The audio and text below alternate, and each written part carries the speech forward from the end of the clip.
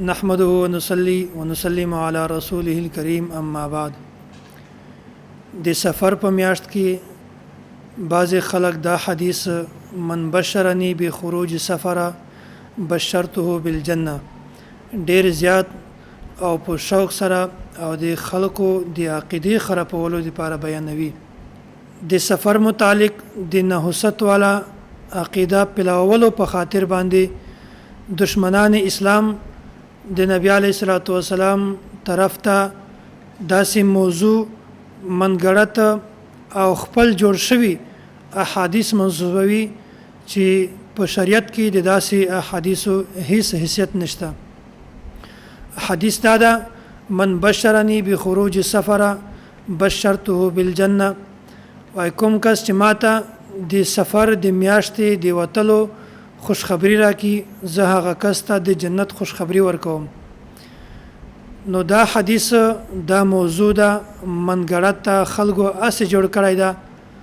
د نبی علیه الصلاۃ والسلام طرف ته د دې حدیث نسبت کول دا ټیک نه دی او خلک د دې حدیث نه استدلال څرنګه کوي.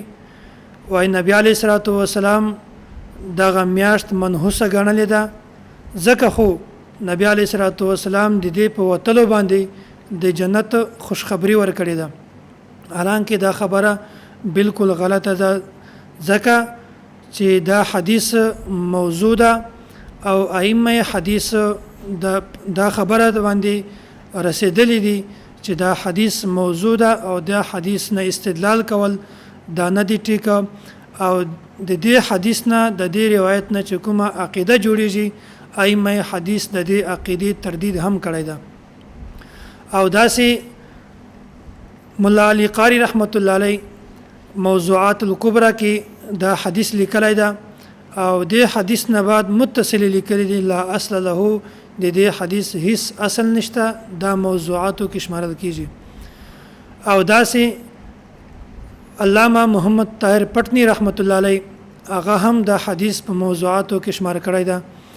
او داسې شیخ الاسلام محمد بن علی الشوکانی رحمت الله علیه دا حدیث لیکلی ده امام بشرنی بخروج سفر بشرته بالجنه، هغه نه بعد لیکلی دي چې دا حدیث دا په موضوعاتو کې شمارل کیږي. نو د دې حدیث نه استدلال کول دا د بې عقلی نشانی ده. نو یو حدیث هغه ده چې کوم موضوع ده او خود سخت روایت ده او د دې په مقابله کې ډیر بشمیره صحیح احادیث داسې دي چې په هغه کې د سفر د میاشتې چې کوم نحوست ته کومه عقیده ده د دې نفي شوې ده.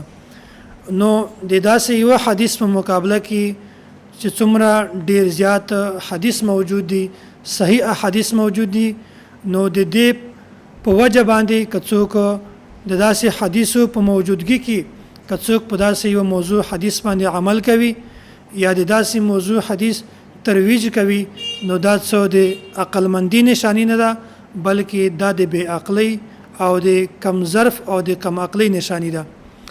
نو خلاصه د دې خبرې دا ده چې دا حدیث دا موضوع ده، د دې حدیث په شریعت کې هیڅ حیثیت نشته او کوم خلک چې دا حدیث بیانوي او د دې ترویج کوي د دې مقصد صرف د مسلمانانو عقاید خرابول مقصود دي، بل د هیڅ مقصد نشته.